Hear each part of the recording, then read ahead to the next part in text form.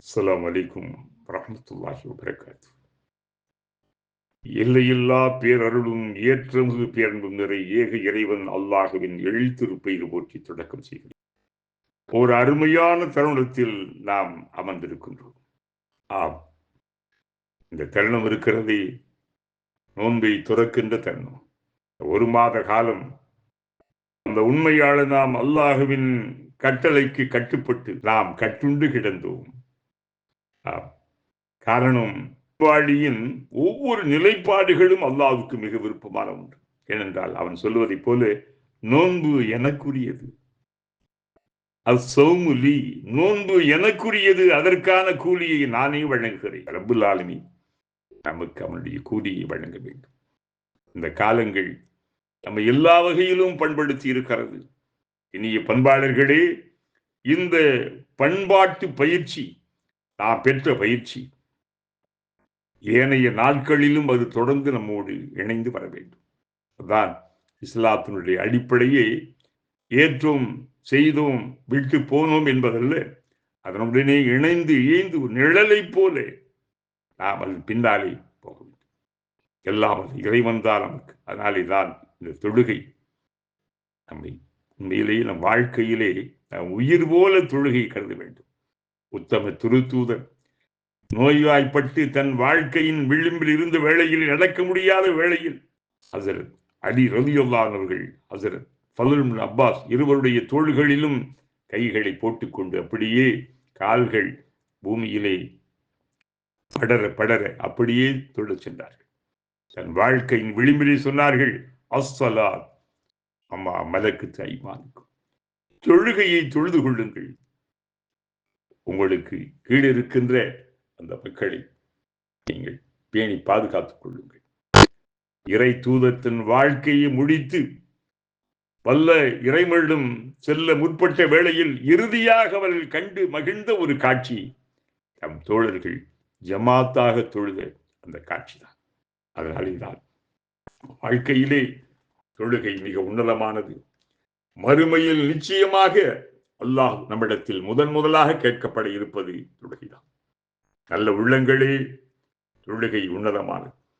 இலையுதிர் காலம் ஒன்றில் இறை தூதர் அவர்கள் அபூதர் ரலியல்லாஹு என்னும் தோழரோடு மதீனாவின் வெளிப்பகுதிக்கு சென்றார்கள்.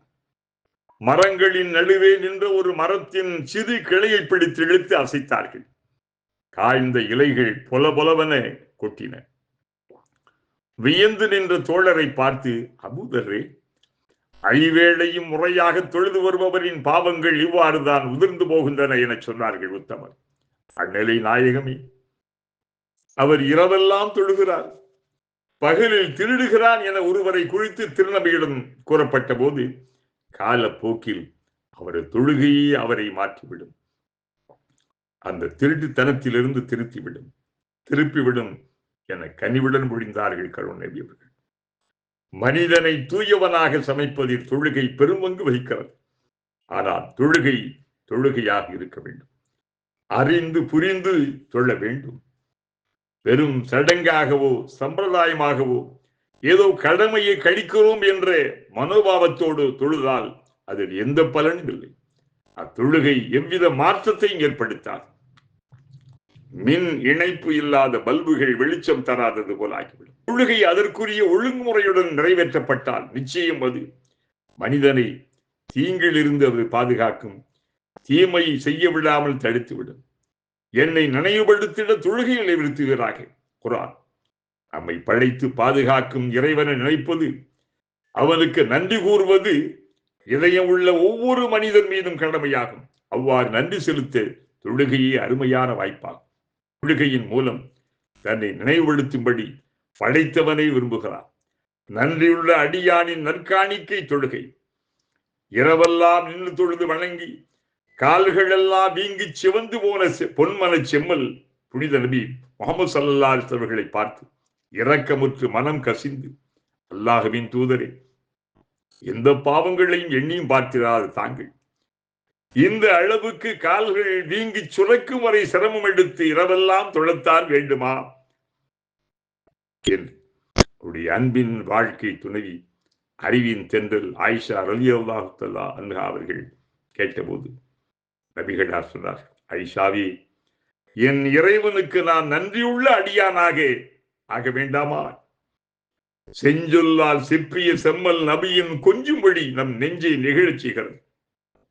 இறைவனால் மிகச்சிறந்த அடியாராக மனித இனத்தின் மகத்துவமிக்க மாசில்லா மாணிக்கமாக தேர்ந்தெடுக்கப்பட்ட திருத்தூதர் முஹம்மது ஸல்லல்லாஹு அலைஹி வஸல்லம் நம் நன்றி பெருக்கை வெளிப்படுத்த தொழுகையைத்தான் தேர்ந்தெடுத்தார்கள்.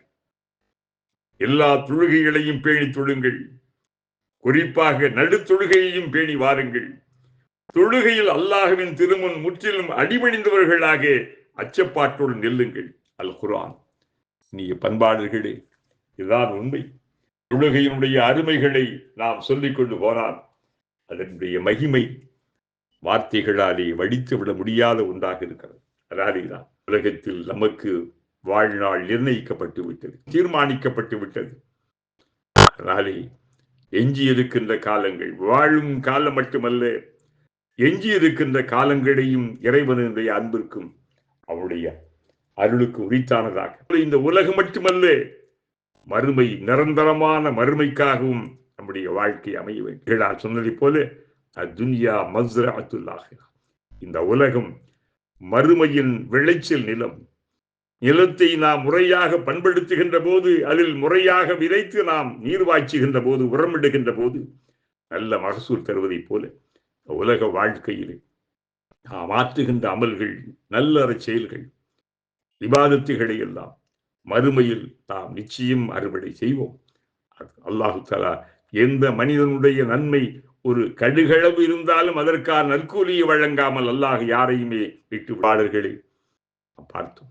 அந்த அல்லாஹ்விடத்தில் நம்மை நாம் முழுவதுமாக ஒப்படைப்போம். அவருடைய மார்க்க நெறிமுறைகளை கற்போம்.